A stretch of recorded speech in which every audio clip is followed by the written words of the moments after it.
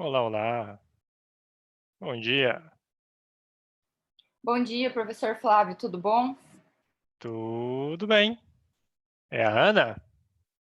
Não, eu sou a Gabriele, hoje eu vou ser só host. Ok, obrigado, Gabriele. Isso, de nada. Se precisar de alguma coisa, é só pedir, tá? Eu preciso uma mala com US$ 1 milhão em notas pequenas. Ah, isso eu também preciso. Se quiser descobrir pra gente onde achar, a gente compartilha e não conta segredo. Tá vendo só? Vambora. Professor, você quer que eu organize as questões ali no final para ti, no chat, ou quer que deixe livre? Olha, acho que a gente pode fazer as duas coisas. Por quê? Eu pretendo fazer muito interativo, responder realmente as dúvidas das pessoas. Então, eu vou ficar com o olho aqui no chat, sem dúvida. Aí, se começar a ter muita pergunta, pode ser que eu me perca. Aí eu Tá. peço a sua ajuda para, assim, fazer uma coletânea e tal. Nossa, a pergunta aqui ele está esquecendo e vai bombardeando, porque o meu plano não é morte por PowerPoint. Então, eu não tenho essa intenção hoje. Eu tenho a intenção de fazer algo bem semi-estruturados, vamos usar a linguagem técnica. Então, eu tenho aqui uma lista de tópicos e de pontos para conversar, mas eu queria principalmente acessar as dúvidas que o pessoal tiver, a nossa audiência. Tranquilo então, professor. Combinamos assim. Fechado.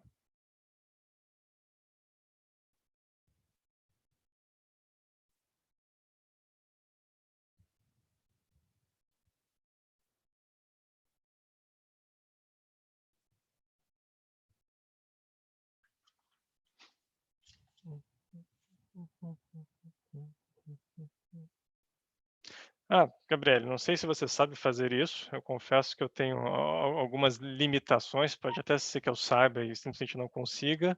Aham. Se alguém me ensinar, botar uma musiquinha de fundo nesse Zoom enquanto a gente espera o pessoal chegando, é um sonho de consumo meu. Você acredita que até hoje eu não aprendi a fazer isso?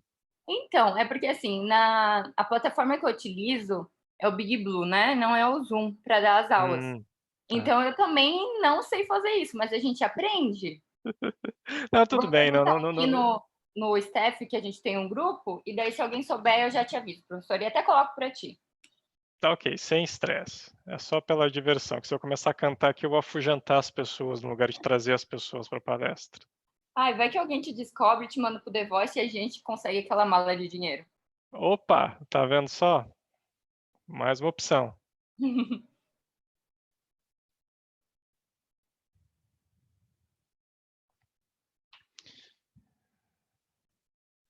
Vamos ver também os participantes. Temos já Cristiane, Marlon, Paulo Vitor. Vamos chegando.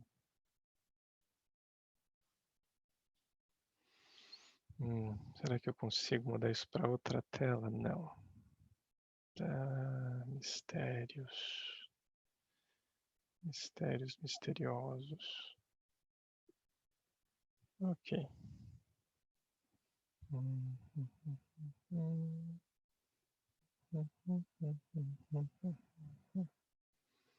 Então deixa eu tentar.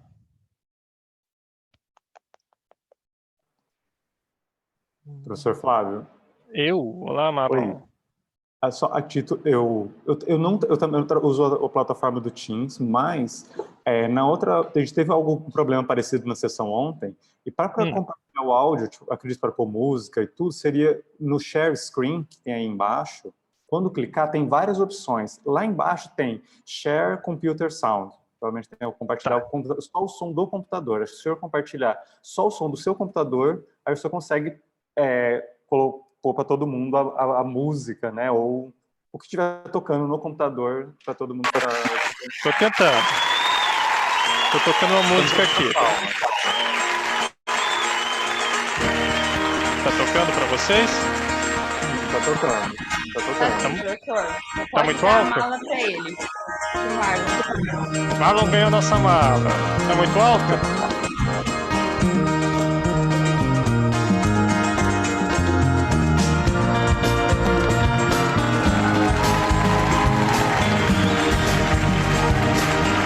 These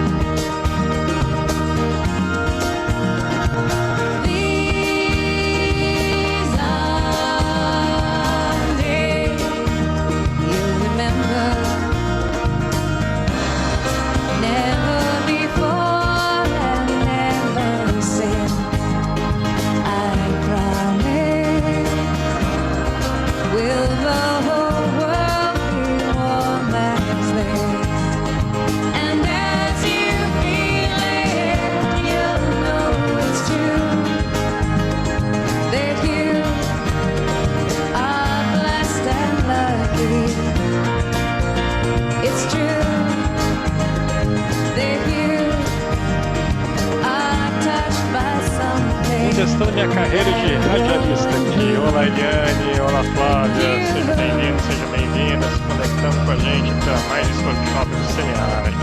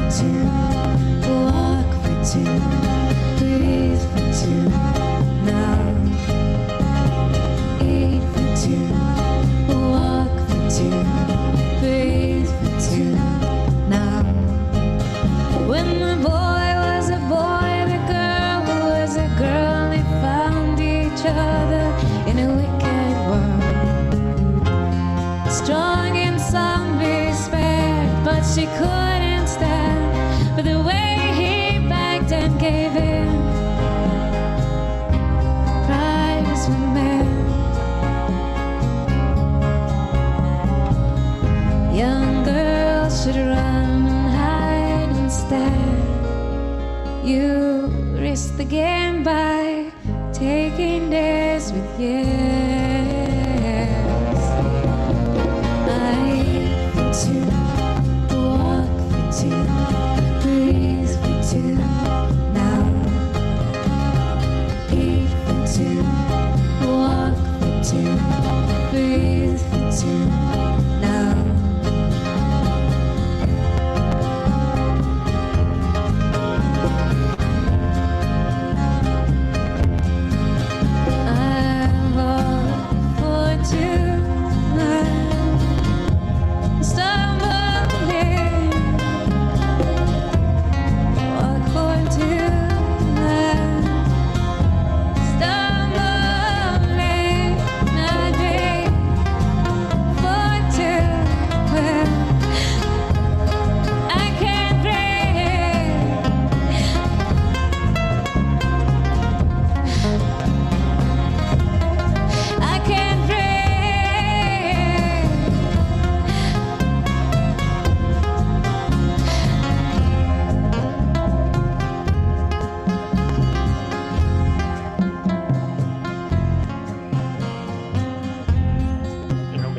Sejam bem-vindos. Enquanto a gente toca uma musiquinha, vou aproveitar para trabalhar aqui a dúvida do Paulo Vitor. Afinal, quem são esses 10,000 Maniacs da acústica dos anos 90 da MTV?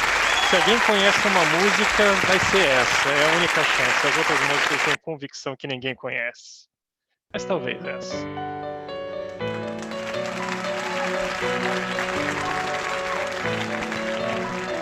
Take me now, baby, here as I am. Pull me close and try and understand. Desire is hunger, is the fire I breathe. Love is a banquet on which we feed. Come on now, try and understand the way I feel under your command. Take my hand as the sun descends. They cannot you now, cannot you now, cannot you now.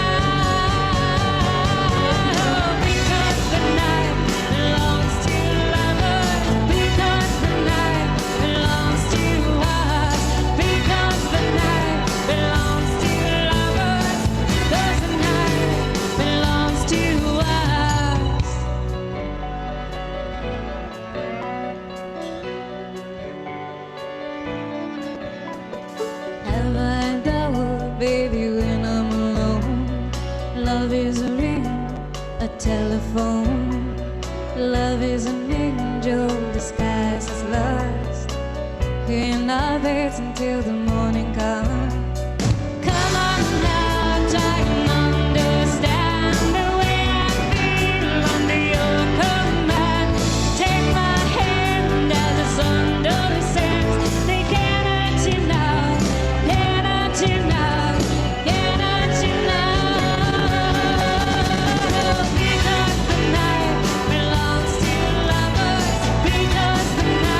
Belongs to us.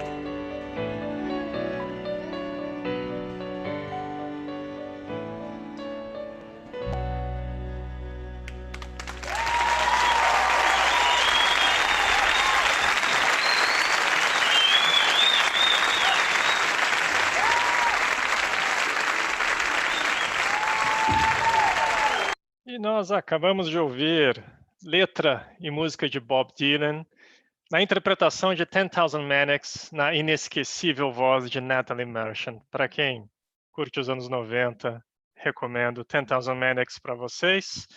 E acredito que a gente tem que ficar um pouco mais sério a partir de agora, já estamos chegando no nosso horário.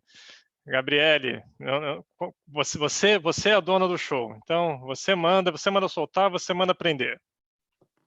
Não, professor, que isso, eu tô aqui só para assessorar. Quem manda, quem é a estrela do dia é o senhor. Ih, estamos lascados, então. Olha só o que foram fazer com vocês, minha gente. Muito bem. Eu tinha encontrado e agora eu já perdi, mas eu encontro de novo. Vamos chegando, a sala vai se populando nesse momento. Quem conhecia essa música já denunciou a idade. Já denunciou a idade, ou um bom gosto musical muito apurado, eu tenho que dizer. Em Brasília, 10 horas, 30 minutos da manhã, nós daremos o exemplo, seremos pontuais por aqui. Gabriele, algum protocolo especial, agradecimento aos patrocinadores, beijo para minha mãe, para o meu pai, para você, que a gente tem que dar para o pessoal, ou a gente simplesmente começa? Professor, eu acredito que a melhor apresentação é o senhor que vai fazer, né? Você se apresentando assim e deixando claro o seu histórico, eu acho que é uma boa alternativa. Até porque se eu for te apresentar, eu não acredito que eu não vou te apresentar a altura que você pode se apresentar, né? A altura de... Vamos lá. Então, vou começar. A altura de 1,79 m, quase 1,80 m, com tênis da 1,80 m. Agora que o professor doutor Júlio Carneiro da Cunha se conectou no chat e me deu bom dia, agora eu me sinto assim, empoderado para começar. Então, bom dia a todos, bom dia a todas, saudações literalmente do outro lado do mundo, 11 horinhas de fuso horário agora, e eu vim aqui para conversar com vocês hoje, passar algumas dicas, possivelmente algum guidance, alguma direção sobre o desenvolvimento de carreira no exterior, né? Quais são alguns pontos que eu posso colocar para vocês. Eu tenho um compromisso aqui de não ter uma morte por PowerPoint lenta e dolorosa para cada um de vocês, então vocês não verão slides nessa apresentação, e eu conto muito com o chat, que vocês coloquem as suas dúvidas, as suas questões, e a pior coisa que pode acontecer é dizer, não sei, não faço ideia. Dentro da não sei, não faço ideia, e isso vocês podem pegar também mais informações a qualquer momento no LinkedIn. Eu sou Flávio Macau. Será uma satisfação poder me conectar com vocês oficialmente pelas mídias sociais da vida. E um pouquinho da minha trajetória, fazendo curta essa parte, que certamente não é a mais interessante. Eu tenho uma formação de engenharia lá para os idos dos anos 90, que logo em seguida me formei em 96, aí eu fui fazer uma primeira pós-graduação, que a gente ainda chama de lato sensu na época. Terminei minha primeira pós-graduação nos idos de 99, e por N motivos que terei satisfação de dividir com vocês, com uma garrafa de uísque e uma boa música de fundo, em 2003 eu entrei no mestrado e fui fazer um mestrado em engenheiro, então seguindo totalmente uma lógica bem clara e definida, eu fui fazer um mestrado em RH. Eu fiz um mestrado em RH no Mackenzie, em comportamento organizacional, lá com a Malu, com a Darcy, com a turminha do Mackenzie. Terminei o meu mestrado, acabei tomando gosto pela coisa, comecei um doutorado na GV nos idos de 2007, foi quando eu tive, minha primeira filha tinha 1 ano quando eu comecei o doutorado, e eu terminei o doutorado em 2010, quando a minha segunda filha nasceu. Então, meu doutorado aconteceu entre filhas.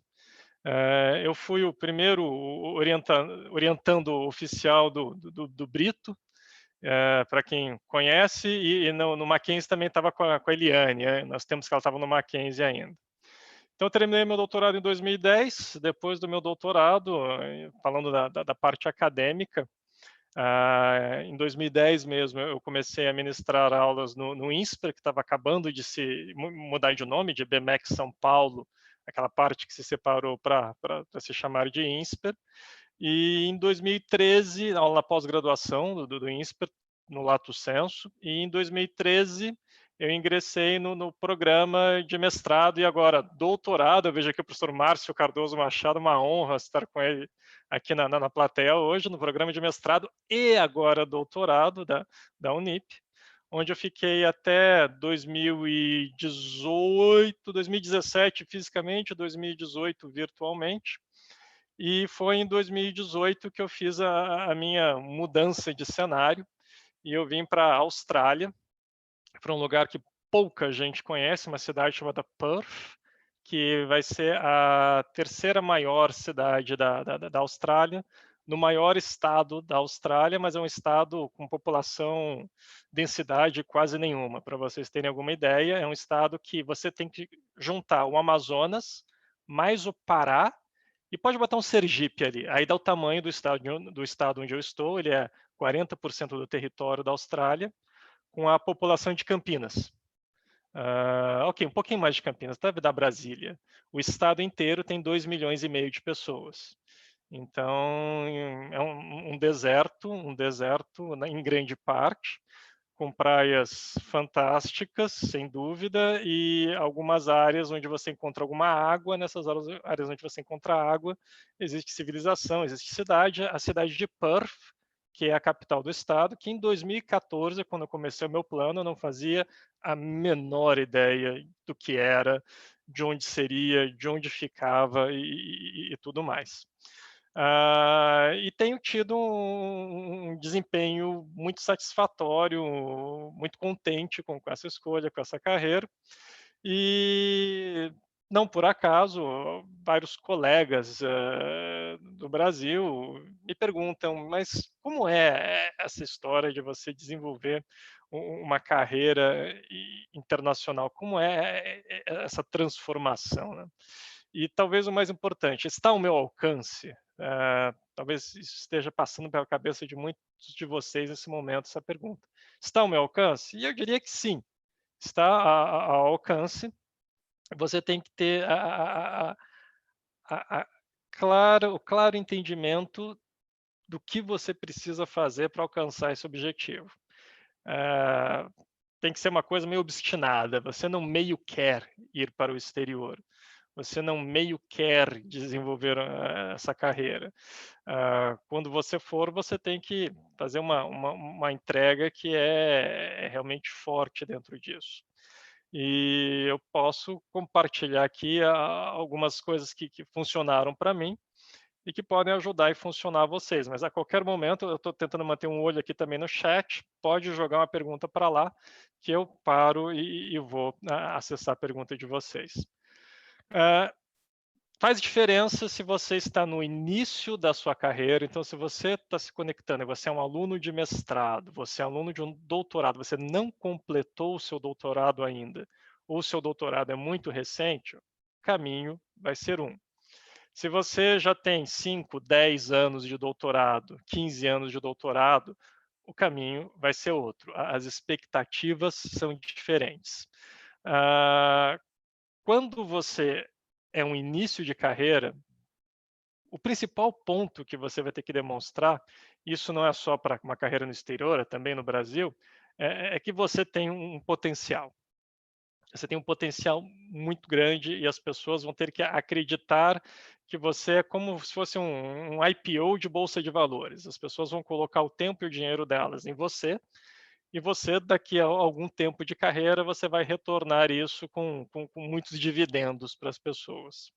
Então, você tem que ter um destaque potencial muito grande se você é um início de carreira.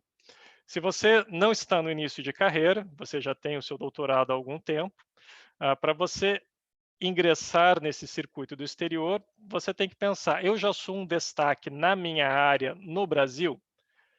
Porque se você não alcança, e não precisa ser uma notoriedade, eu estava vendo aqui no chat, a la Brito. mas precisa ter algum trânsito, alguma notoriedade, um conhecimento de como funciona o mundo acadêmico, inclusive brasileiro, para você poder almejar esse mundo acadêmico também no exterior.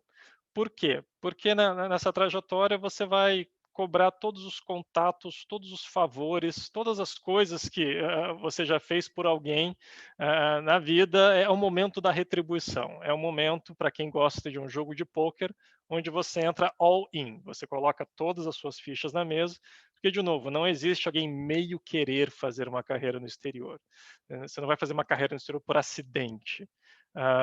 Se você conhece um jeito rápido, barato, que não requer nem prática, nem habilidade, de desenvolver uma carreira no exterior, pô, me avisa, porque aí eu vou agenciar você, a gente vai escrever livro, vai ter palestra, vai ter vídeo, vai aparecer no Faustão e coisas do gênero.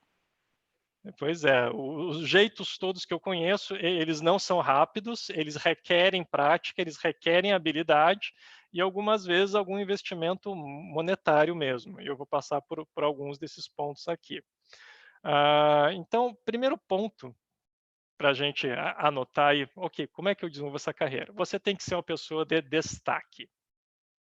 O que é um profissional de início de carreira de destaque? Aquele que, antes de completar o seu curso, já tem participação em congresso, já tem paper publicado, já tem, ele não está esperando terminar a dissertação ou terminar a tese para escrever alguma coisa e aparecer. Ele já mostra o potencial enquanto aluno. Ou, como recém-formado, ele já tem um caminhão enorme de publicação. É uma pessoa que ganhou o prêmio de melhor paper no SEMEAD, é uma pessoa que participou do consórcio doutoral, é uma pessoa que circulou pelo meio, que pegou as pessoas e os nomes e que se aproveitou das oportunidades para começar esse networking. É alguém que você se lembra. Você olha para aquela pessoa, você... Não, fulano... o fulano não está naquele programa, naquela instituição, fazendo o que mesmo? E a conversa traz o que é essa pessoa.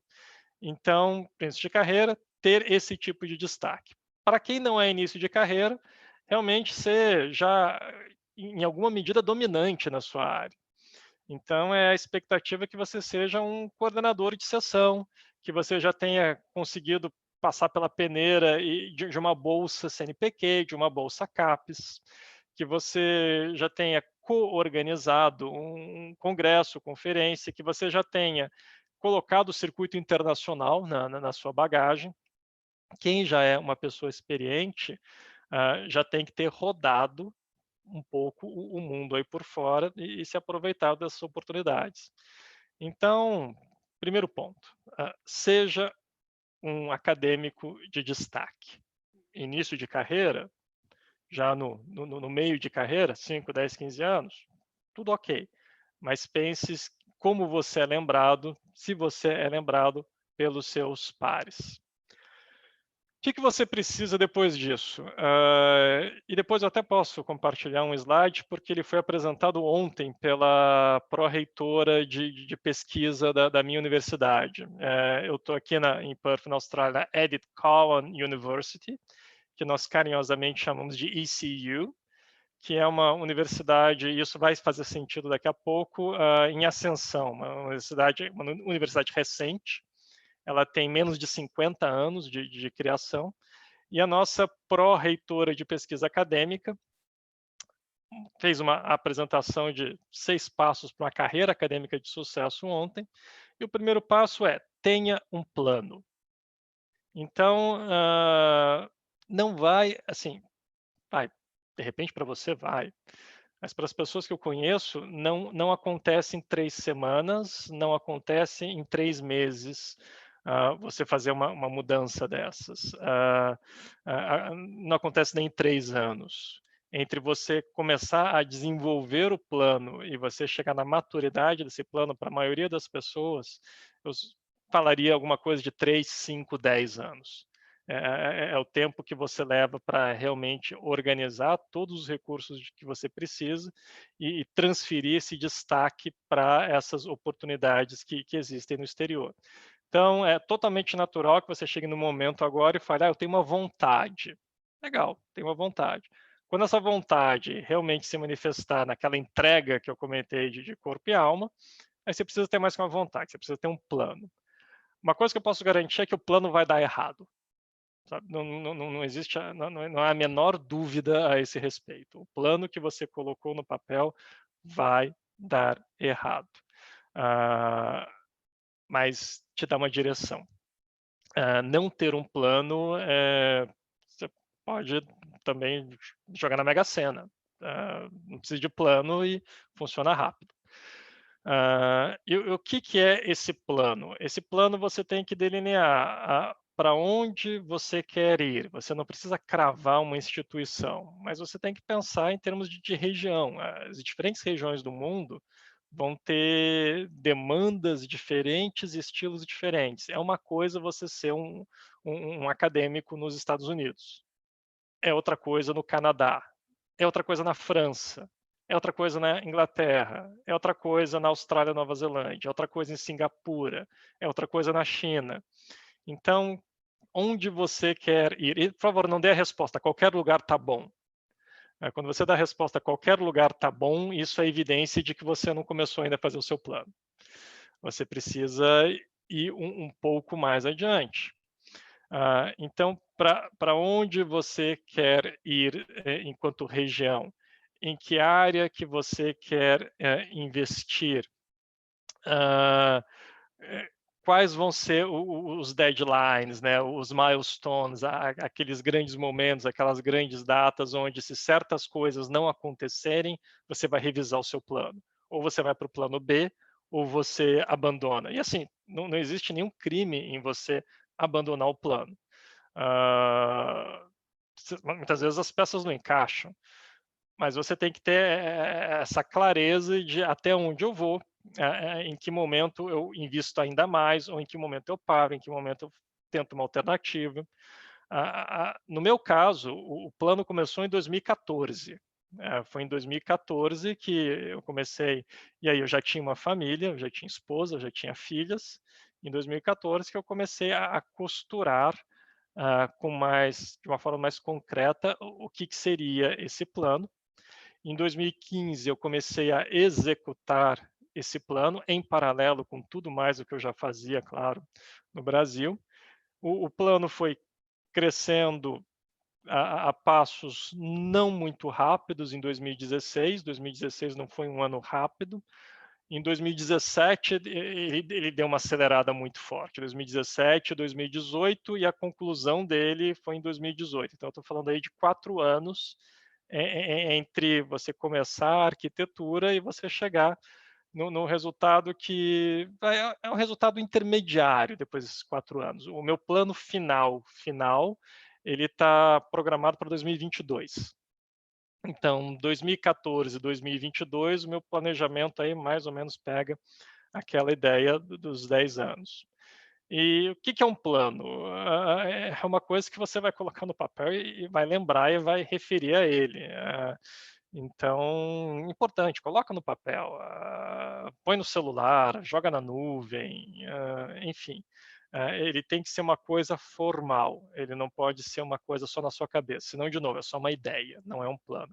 Plano tem responsável, plano tem atividade, plano tem deadline, plano tem escopo, plano, dá um Google e coloca lá como montar um plano, pega os 3 primeiros sites, já vão funcionar, você começa a fazer a sua estrutura. Então, esse é o segundo ponto que eu trago para vocês sobre a história da carreira. Então, primeiro, seja um destaque. Segundo, tenha um plano.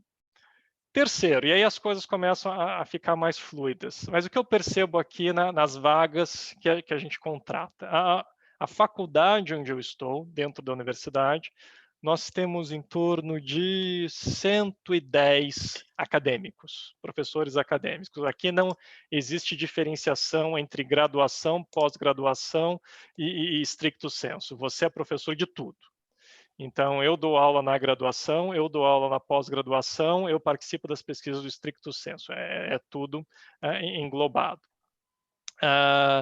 E dos 110, 120 professores que nós temos aqui, de novo, eu estou na Austrália, nós temos 100 que não são da Austrália. Só 20 são da Austrália.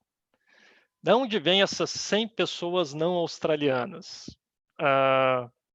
China, como vocês já deveriam estar imaginando. Inglaterra, Reino Unido, bastante gente, é o segundo maior contingente. Irã, Indonésia, Singapura, Tailândia, Vietnã, Malásia, e está vendo um fluxo, Rússia, Polônia, Romênia, Palestina, a gente tem um palestino, enfim, uma diversidade absurda. E tem uma vaga aberta nesse momento na universidade, por exemplo. Na verdade, tem duas vagas.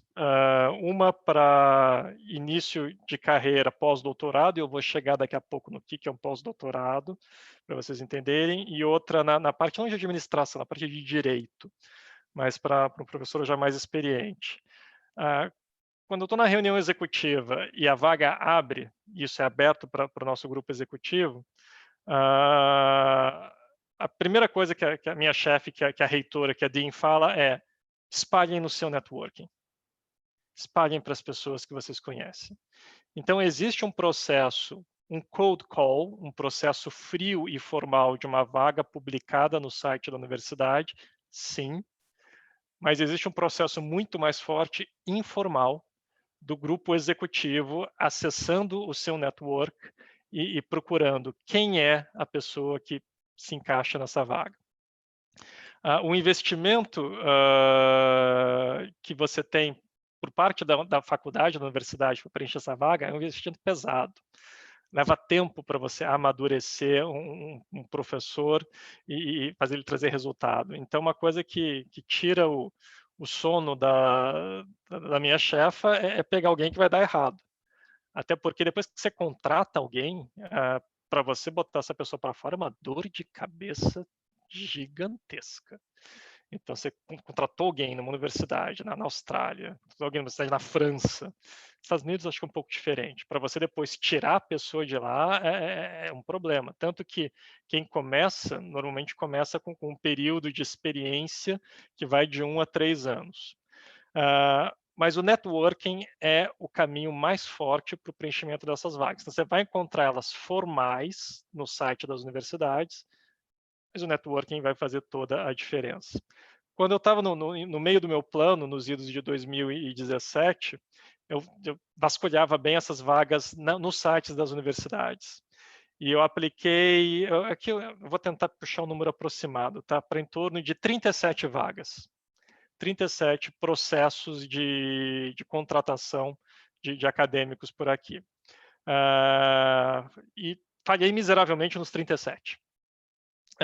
Por quê? Porque em todos esses 37, eu não conhecia a fundo o networking, e isso dificultava muito as minhas chances.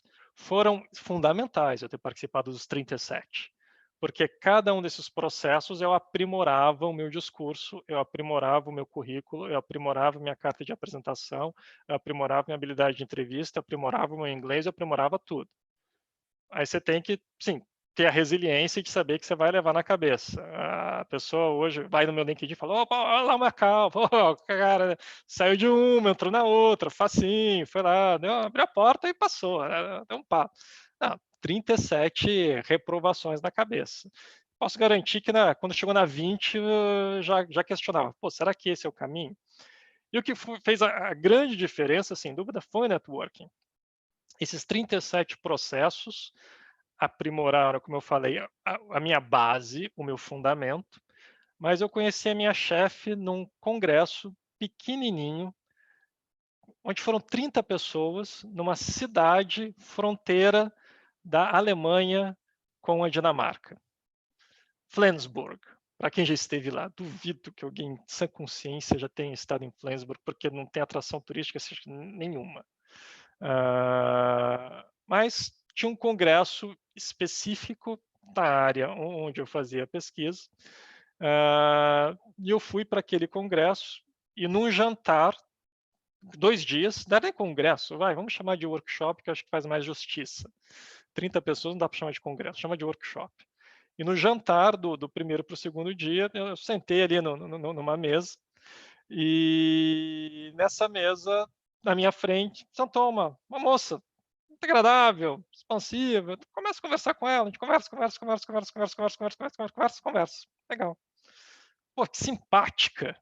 Gostei dela. Sem nenhuma maior pretensão. Aí no dia seguinte eu olhei o meu LinkedIn. Por quê? Porque se você não tem um LinkedIn já montado, isso faz parte do plano, tá? LinkedIn montado faz parte do plano.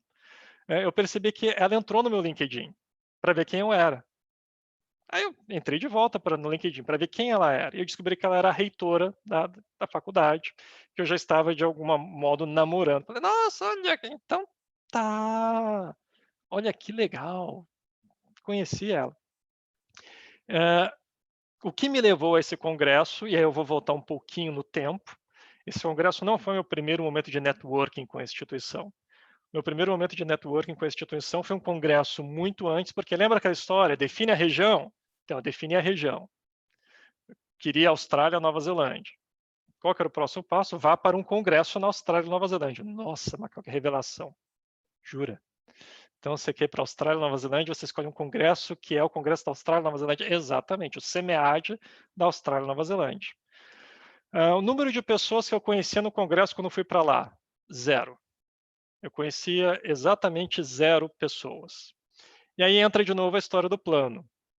No lugar de me entregar assim as ondas do congresso, eu peguei a programação do congresso, peguei a minha área de atuação e levantei o nome de todas as pessoas que iam se apresentar. Todos os papers submetidos ao congresso na minha área. Aí eu fui no Google e, pessoa por pessoa, eu fui vendo quem era aquela pessoa. Todos os autores de todos os papers daquele congresso da minha área. A hora que eu selecionei todo mundo, eu comecei a fazer uma peneira. Bem, deixa eu pegar então o pessoal que já está em posições de destaque, o pessoal que já é professor há mais tempo, e fui separando a lista, até chegar num grupo de 15 pessoas. Eram as 15 pessoas-chave. Essas 15 pessoas eu tive meu momento FBI, meu momento stalker. Fui na internet e peguei a foto deles, peguei a universidade, peguei o cargo, peguei o último paper, peguei tudo que eu conseguia de informação, até hobby da pessoa, e montei um livreto, um booklet. Montei um livretinho com o dossiê de cada uma dessas 15 pessoas.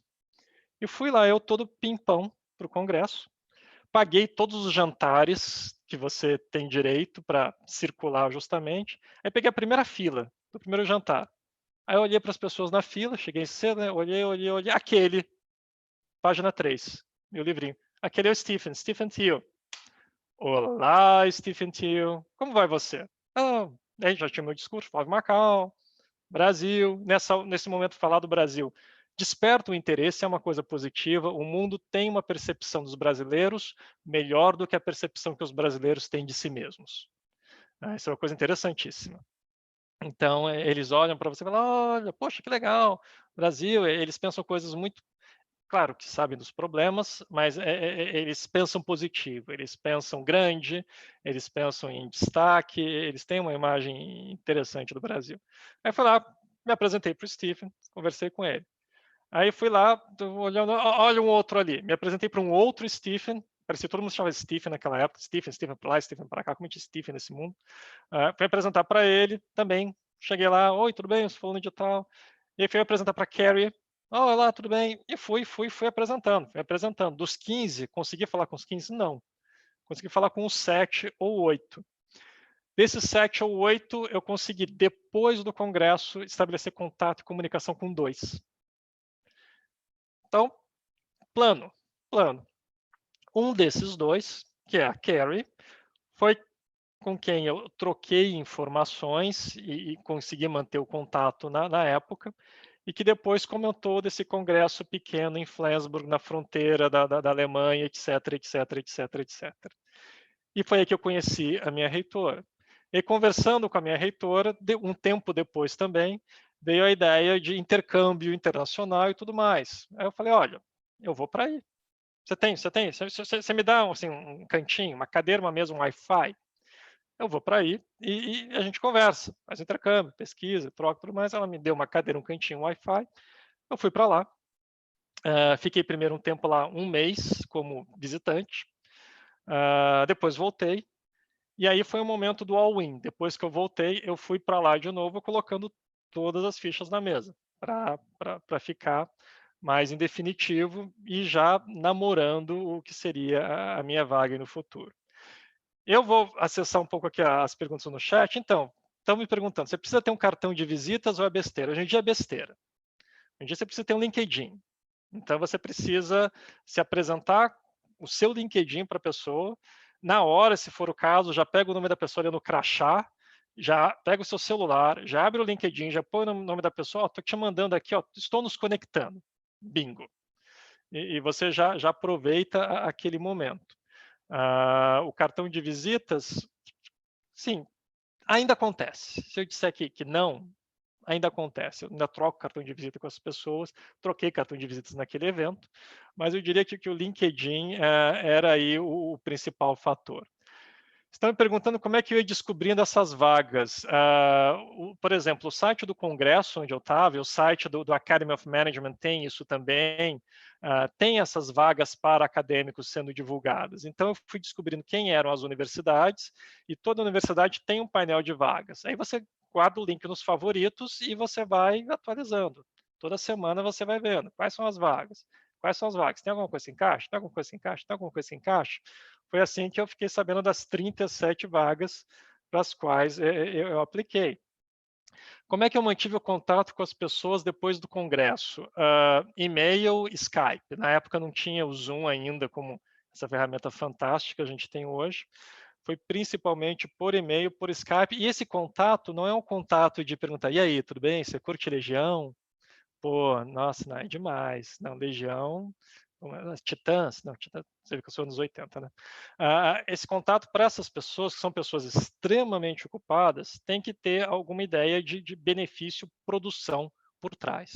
Então, tem que ter um artigo, tem que ter um intercâmbio, tem que ter um outro congresso, você chama a pessoa para falar, a pessoa que chama para falar, tem que ter um currency, tem que ter alguma moeda de troca. Elas não são conversas gratuitas. Elas são conversas que seguem o seu plano. Lembra do plano lá atrás? Então, no meu plano tinha assim, quando eu entrar em contato com alguém, eu vou oferecer para dar uma palestra numa disciplina, para debater um artigo sobre um tema tal, para fazer uma coisa parecida com o consórcio doutoral, fazendo um review de artigos de alunos de mestrado e doutorado deles, para chamar um aluno de doutorado deles para vir conversar com a gente. Então, eu tinha uma série de checks, de ações que poderiam ser geradas para que a conversa continuasse fluindo, para que tivesse uma conversa no momento seguinte, no momento seguinte, no momento seguinte. E a partir de todo esse networking, que eu acabei indo nesse momento do all-in para aquela instituição, e aí vem o que é o terceiro ponto, né, que ainda é o terceiro ponto. Eu falei do networking, e o networking, vamos chamar de quarto ponto, fica a critério de vocês. Quando você está no lugar e você está desenvolvendo esse networking, começa a entrar o efeito que vocês conhecem muito bem no Brasil, da conversa de corredor. Então, você está no corredor, você está fazendo plantão na máquina de café, e aí chega alguém no solo e fala, oh, poxa, você é o Flávio. Flávio, você não é o cara de supply chain, redes, logística e tal? Rapaz, eu tenho uma turma aqui e, poxa, a gente está apertado. Eu acabei de ganhar uma bolsa e está tomando meu tempo e, cara, eu preciso de alguém para corrigir prova. E aí, topa corrigir prova? Porque aqui tem uma curiosidade, parênteses. Aqui dar a aula é uma coisa, corrigir prova é outra coisa completamente diferente. Pode ou não ser feita pela mesma pessoa. Na maioria, metade das vezes não é. Então, metade das vezes, quem dá aula é uma pessoa, quem corrige prova é outra pessoa, outra remuneração, outro tudo. Não, estou no corredor, bora lá corrigir prova. Aí estou lá no corredor, pô, então, tem aquela disciplina, a gente está precisando de alguém para falar do industry connection, né? Sobre você era consultor, né? Você trabalhou na Mercedes. Eu tenho aqui alguém que já comentou dos tempos de traula da Mercedes. Você trabalhou na Mercedes, né? Você não quer falar um pouquinho da Mercedes para a gente? Como é que funcionava lá, logística, tá? Pô, bora lá, vamos lá. Chega para a turma, conversa com eles, explica o que é. Aí você está lá no corredor um outro dia e fala, cara, alguém chega para você, alguém com quem você já conversou, já você fala, meu, você não sabe. Deu PT. Fulano de tal surtou e foi embora.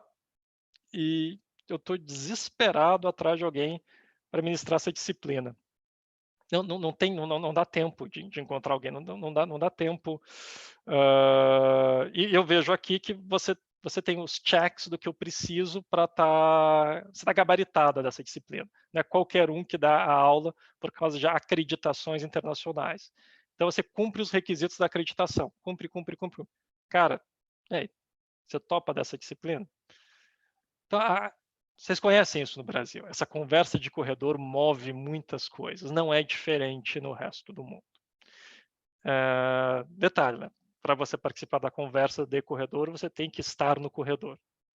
E isso entra naquela história do all-in que eu comentei antes. Não dá para você ter conversa de corredor a 15 mil quilômetros de distância. Não vai acontecer. Comentar aqui, né? Doutorado sanduíche é uma oportunidade? É uma oportunidade fantástica. Você só tem que entender o que é doutorado sanduíche. Primeiro tem que entender que doutorado sanduíche é uma coisa brasileira, é uma jaboticaba. Não existe pós-graduação, doutorado sanduíche, tal qual o brasileiro concebe no exterior. Pelo menos, no meu conhecimento, não existe no Canadá, não existe na Europa, não existe nos Estados Unidos, não existe na Austrália, não existe na Nova Zelândia, não existe na China. Se tiver outro lugar, tudo bem, estou por fora. Mas quando você fala no exterior pós-doutorado é uma vaga remunerada, muito bem remunerada, diga-se de passagem, para um profissional em início de carreira que é estelar, que já tem uma publicação assim já acelerada, fator de impacto 5 para cima, e acabou de terminar o doutorado, e esse cara está disputando essa vaga com o cara da China, com o cara do Vietnã, com o cara da Indonésia, com o cara da Inglaterra, com o cara da Rússia, e você imagina os monstrinhos que estão em volta.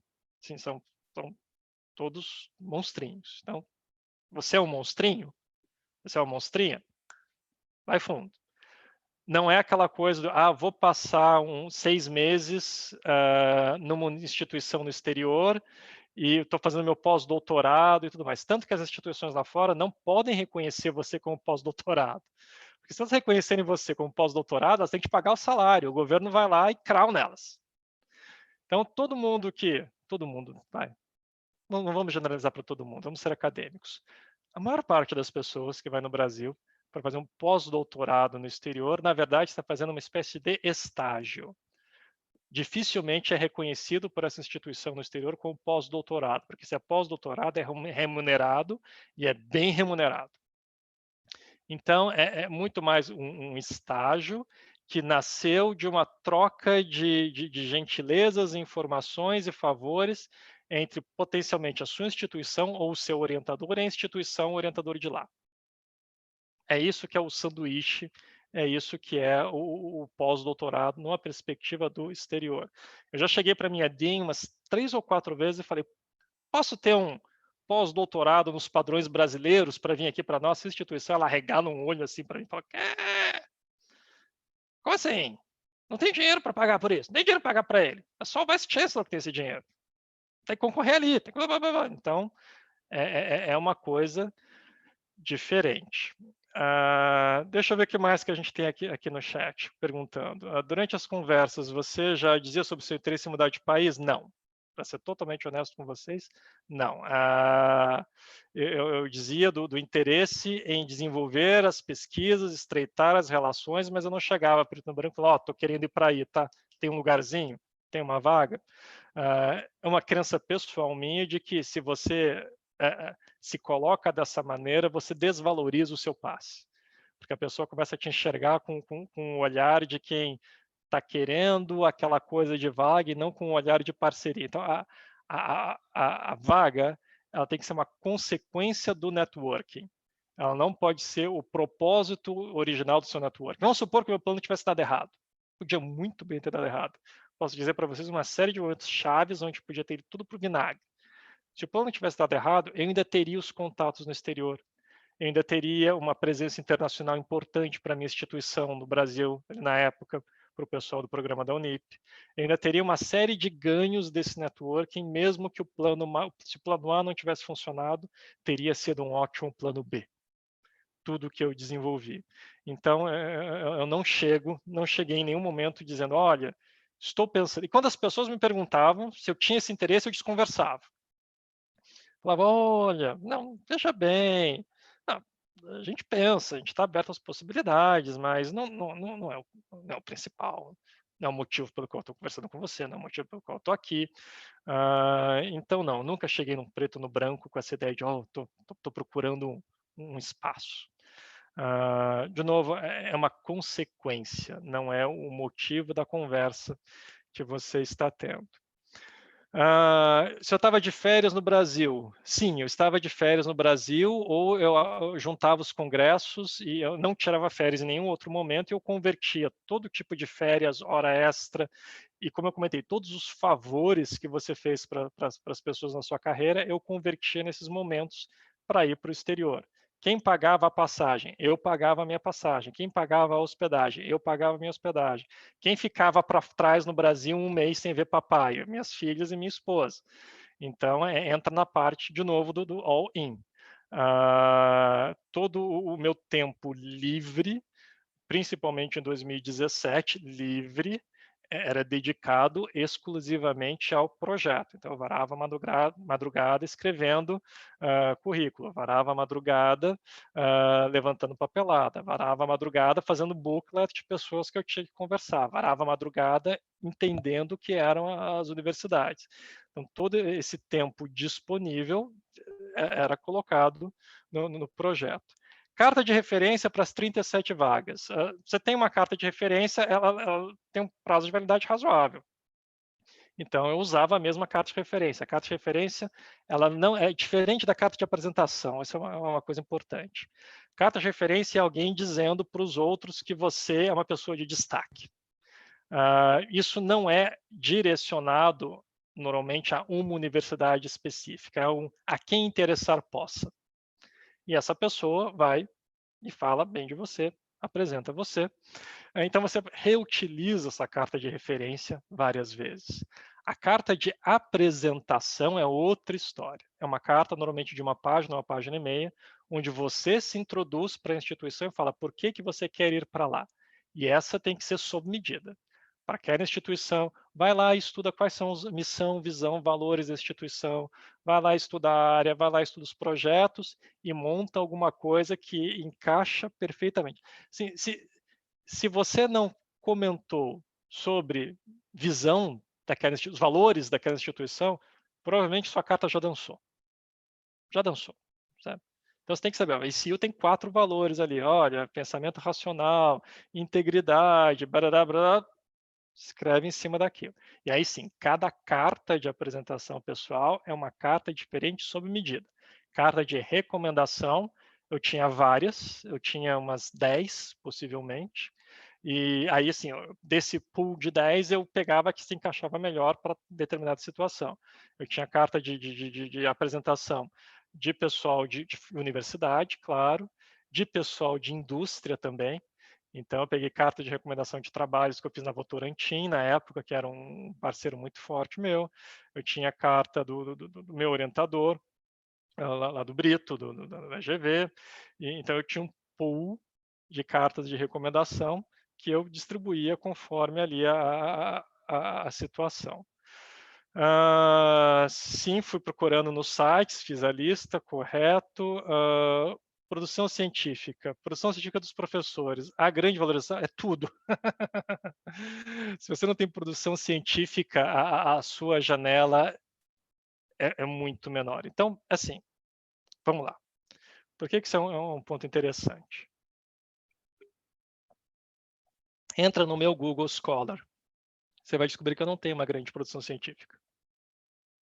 Não tenho. Não é o meu ponto forte. Eu tenho aqui, quantas pessoas estão conectadas aqui na nossa conversa? 66. Eu sou capaz de apostar um six-pack de Coca-Cola, no qual sou viciado, de que eu vou ter aqui pelo menos 10 pessoas com produção científica maior do que a minha. Para lá de 10. E aí você tem que ir no caminho alternativo. O caminho alternativo é ainda mais complexo. E eu posso chegar nele num outro momento. Porque, vamos lá, posso chegar nele agora. Se você vai por um caminho alternativo, seu networking tem que ser monstruoso. Seu networking tem que ser, assim, outlier, fora do padrão. Se você não vai pelo caminho alternativo, que é o menor, é alternativo, o caminho principal, sem dúvida, é a publicação. Os pontos que você faz.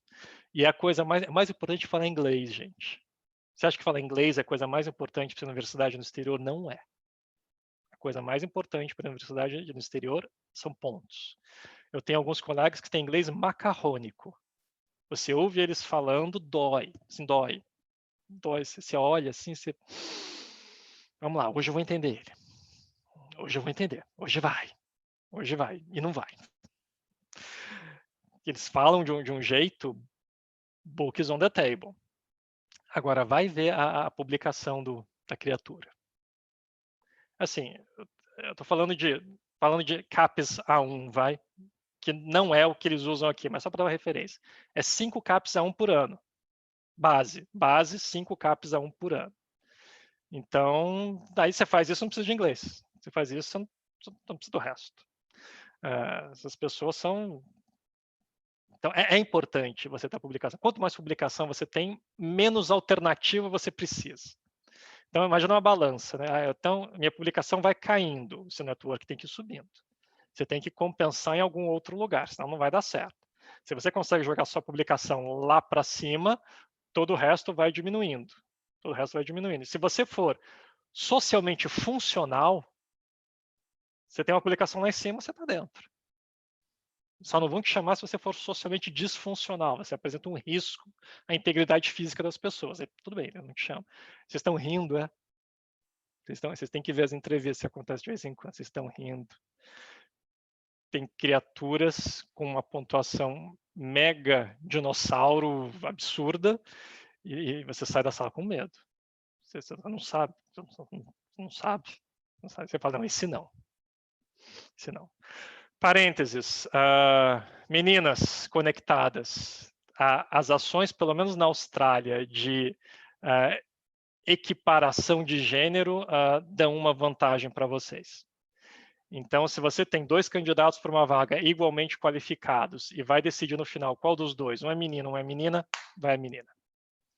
A questão da diversidade de gênero é muito, muito, muito valorizada aqui. Que mais que estão perguntando aqui? Então, sim, produção científica faz muita diferença. Como é que você faz todo esse tipo de produção? Né? Fazer sozinho, você tem um problema. Eu até conheço algumas pessoas que fazem esse tipo de produção sozinhas, mas são pessoas realmente fora de qualquer dimensão. Normalmente, você vai se integrando nessas redes de pesquisa, você vai entrando em vários projetos e você participa do projeto com o que é a sua competência. Qual que é a sua competência? Você é um monstro de referência bibliográfica? Então vai lá, entre em 4, 5 artigos como monstro de referência bibliográfica. Você é um monstro da estatística, da equação estrutural? Não sei se tem aluno do Bido aí. Você é um monstro da equação estrutural? Vai lá, então manda bala em um monte de projeto. E você faz isso, tá? Não se mete a fazer o resto, porque você não tem o skill. Então entra no grupo, pega o cara, pega a pessoa no skill, que tem um skill de referência bibliográfica, pega a pessoa que vai ter os dados, você entra lá com o seu questão estrutural, pega outra pessoa que faz a conclusão, amarra todo mundo, artigo, artigo, artigo, artigo, faz a maquininha. E é assim que você consegue essas pontuações maiores. Mas, sem dúvida, o caminho mais fácil é a pontuação. E por que a pontuação é importante? Porque existem uma série de acreditações internacionais e de rankings internacionais que vão colocar a faculdade como mais ou menos atrativa a partir da pontuação dos professores. Então, se você é um professor que está na média mundial, você tem uma chance média de ser aceito. Se você é um professor que está acima da média mundial, você tem uma chance acima da média de ser aceito. Média mundial, tá, gente? Não é média Brasil. Brasil, jabuticaba, Brasil é um mercado fechado, Brasil é um mercado protegido. Quando você sai para o exterior, assim, em alguns momentos assustador, porque a hora que você vai competir em inglês, você está competindo realmente com o resto do mundo, você põe 7 bilhões de pessoas na sua conta, é um negócio que, de novo, não tem meia dedicação. Um dos artigos que potencializou a minha vaga, que foi a maior pontuação que eu já tive até hoje, mas foram, assim, meses me matando em cima dele para afinar, conseguir a publicação na Bacia das Almas. Mas, assim, muita energia para fazer aquele artigo, muita energia para ele avançar, para ele disparar. Então, de novo, não existe meio querer. Se eu fui como Visiting Fellow para a Austrália, não é a terminologia precisa, mas sim, podemos dizer que sim, que eu fui como Visiting Fellow. Antes de ingressar formalmente na instituição, eu comecei a contribuir para eles nessa parte de pesquisa, sim. Doutorado sanduíche de novo, se você puder, doutorado sanduíche você está no corredor, né? Se você consegue, mesmo não sendo um pós-doutorado, como eu falei, mas você está lá na instituição, você está no corredor, você começa a estar sujeito às oportunidades. Parênteses, saiba identificar a oportunidade. Tem gente que vai andando pelo corredor, a oportunidade passa na frente do nariz e não vê. Passou, a pessoa não vê. Você tem que desenvolver essa leitura de ambiente para saber essa oportunidade, pega aqui, essa oportunidade, pega aqui, essa oportunidade, pega aqui. Não adianta também você pegar tudo, como se fosse balão de ensaio, que aí você quebra no meio do caminho e chega uma hora que você não aguenta. Você esgarça demais e não aguenta. Então, você tem que estar se ajudando, estando no ambiente onde as oportunidades são criadas, e você tem que saber identificar a oportunidade e falar, é essa. E a hora que é essa, você pega, segura ela, monta no cavalo com os arreios de prata, como dizia meu primeiro chefe lá da Mercedes, e sai galopando. E elas vão aparecer sem dúvida alguma. Que mais que eu posso pegar aqui, senão volta aqui para a minha lista. Quais são os pontos que eu considerei mais importantes no meu booklet? A pessoa era coordenadora de um centro de pesquisa, a pessoa era um professor, e aliás, momento onde eu passei vergonha. Eu não quero que vocês passem a vergonha que eu passei. No Brasil, todo mundo é professor. Professor, professor, professor, professor, professor, professor, professor, professor, professor. E quando eu estava no Brasil, naquela ideia de você ser uma pessoa de destaque e tudo mais, eu comprei o meu domínio na internet. Eu comprei o domínio flaviomacau.com e montei o meu site, meu domínio, e eu tinha o meu e-mail. Qual que era o meu e-mail? professor@flaviomacau.com. Existe até hoje. Se alguém quiser mandar um e-mail, tá, professor@flaviomacau.com. Eu fui para o exterior. Aí você, não, professor. Tá, professor Flávio Macau. Não sou professor, não era professor, não sou ainda hoje. E lá para 2022, quem perguntou aqui qual que era o objetivo final, se era o tenure, é uma coisa semelhante na Austrália. O meu objetivo é chegar a Associate Professor, que ainda não é professor. E eu não acredito que eu, Flávio Macau, tenha o que é preciso para chegar a professor. Os skills que são necessários são alguns skills que eu não consegui desenvolver ainda, quem sabe nos próximos 10 anos, mas no meu horizonte que já chegou agora para o curto prazo, que a gente está falando de 2 anos, é que eu me torne um Associate Professor. Então, se você, ao se apresentar no exterior, você é um doctor. A menos que você já seja um livre-docente da USP. Você é um livre-docente da USP, você tem todo o direito de se apresentar como professor. Perfeito, você é um professor. Você não é um livre-docente da USP, tenha cuidado. Pode ser que você seja, pode ser que você não seja. Hoje aqui, o que o Flávio é? O Flávio é um doctor. Até hoje eu sou um doctor, com pretensão de ser um associate professor. Então eu procurava, para montar o booklet, as pessoas que eram professors, as pessoas que lideravam centros de pesquisa, as pessoas que lideravam ações na universidade e que estavam naquele congresso. Então eu procurava ver quem que era a pessoa de maior impacto que tinha naquele lugar. Procurava causar uma boa impressão com essa pessoa. Tinha lá o meu discurso já mais ou menos montado, já mais ou menos preparado. A classificação na Austrália é o ABDC List com ressalvas. Cada vez mais você tem, porque o ABDC, que nem a lista da CAPES, ela é falha, ela tem umas aberrações que Deus é mais, você não entende, você não acredita. Então, está cada vez mais indo para quem é Q1 na área. Então, quais são as publicações principais? São as publicações Web of Science, Scopus, que são Q1 naquela área que você está procurando, naquele código. E Qualis, assim, Qualis faz todo sentido para uma carreira brasileira. Você não está indo para uma carreira brasileira, está indo para uma carreira internacional, esquece o Qualis. Para onde você está indo? Qual região você está indo? Porque cada região vai ter o seu Qualis. Aí, por isso, lembra lá do comecinho, que eu falei, escolhe a região. Escolhe a região, porque escolhendo a região, você vai ver qual que é o Qualis da região. E você vai entender melhor a regra do jogo, quem que você está jogando. Aí o negócio, entende? Tudo se encaixa. Mas acreditar que o seu Qualis no Brasil projeta a sua carreira no exterior, pouco provável. Pouco provável. O seu Qualis no Brasil projeta você enquanto uma pessoa de destaque no Brasil, que vai ter ou potencial ou networking para ir para fora. E aí isso vai poder te conduzir ao caminho que você está querendo. Mas, com todo respeito às publicações brasileiras, você fala o nome da revista, Revista Brasileira do isso ou do aquilo, as pessoas... Não, os caras estão falando de AMJ. Os caras estão falando de drogas mais pesadas. Então, toma um pouco de cuidado aí com isso. Qual é a média mundial de publicação? Rapaz, sabe que eu não sei isso? Existe um... Como eu disse, eu não sou o cara mais fantástico do mundo em publicação, mas existe uma métrica que você pode perguntar para as pessoas no seu library que vai te colocar como você é em comparação com outras pessoas no mundo. 1 é o padrão mundial. Abaixo de 1, você está abaixo da média mundial, acima de 1, você está acima da média mundial. Como eu estou muito longe da média mundial, eu confesso que eu nunca parei para me preocupar onde é que eu estou. Mas para vocês terem uma noção, quando a gente está falando de um associate professor, a gente está falando de uma pessoa com um H acima de 20 e que tem mais de 2.000 a 3.000, não é retweet, referências. Então, a gente está falando de uma pessoa aí que já tem esse índice de publicação acima da média mundial, mas eu não sei dizer para vocês com clareza o que é a média mundial.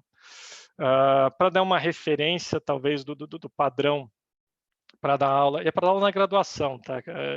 Para ser um professor que dá aula na graduação, eu teria que estar publicando início de carreira. Se eu fosse início de carreira, teria que ser tentando transferir para o padrão do Qualis uma A1 ou A2 por ano, para você fazer assim o mínimo, não estou falando da média. Estou falando do mínimo, uma A1 ou A2 por ano. Para ninguém torrar os seus pacovás, é uma A1 por ano. Para você chegar na média, provavelmente você vai ter que cair em 3 A1s por ano. E para você ficar acima da média, a gente está falando de 5 A1s por ano. Usando Qualis, tá, gente? E tentando fazer aqui uma orelhada. Produção em massa tem que ser na sua área? Tem, bicho, tem que ser na sua área. Porque você começa a fazer muita área diferente, as pessoas vão olhar, cadê o foco dessa pessoa? E eu tenho essa característica. Minhas publicações são diversas. Eu tenho publicação em supply chain, eu tenho publicação em gestão do conhecimento, eu tenho publicação em redes, eu tenho uma publicação agora na área de educação. Mas, de novo, é a exceção. É aquele caminho onde você vai para o lado do networking. Você se espalha absurdamente. Outros tipos de desafio. O caminho mais seguro é foca na sua área, conhece as pessoas da sua área, mostra que você é bom naquela área, faz um networking com aquelas pessoas, foca bem, sim. Saber os termos da hierarquia. Poxa, a hierarquia na Inglaterra é diferente dos Estados Unidos, que é diferente da Austrália, que é diferente da Alemanha, que é diferente do Brasil. Volta para aquela história da região. Eu não vou saber te dizer qual que é a hierarquia da região que você está querendo ir. Você tem que ir lá e dar uma pesquisada, jogar aquelas horas em claro, para você entender o ecossistema onde você está querendo se integrar. Vai ter que ir lá no congresso, vai ter que se virar. Aqui, onde eu estou, é por letras, né? Então, você é um Lector A, B, C, D ou E. Lector A é o início de carreira, normalmente acabou de terminar o doutorado. O Lector B ainda é Doctor e também é início de carreira, mas já com um pouquinho mais de experiência. Eu sou Level C, eu sou chamado de Senior Lecturer. E a minha aspiração é para o Level D, de Associate Professor. E acima disso vem um Level E, que é o Professor mesmo. Então, depois do Associate Professor, vem aí o Professor. Alguém me perguntou sobre como é que é a validação do seu diploma. Você validou o seu diploma quando você foi para lá? O meu diploma de graduação eu validei. Meu diploma de pós-graduação não é um requisito, não foi um requisito do processo para mim.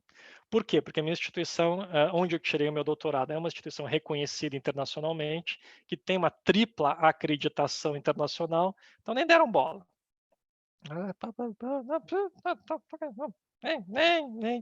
Por outros motivos que não vem ao caso agora, eu validei o meu diploma de graduação em engenharia.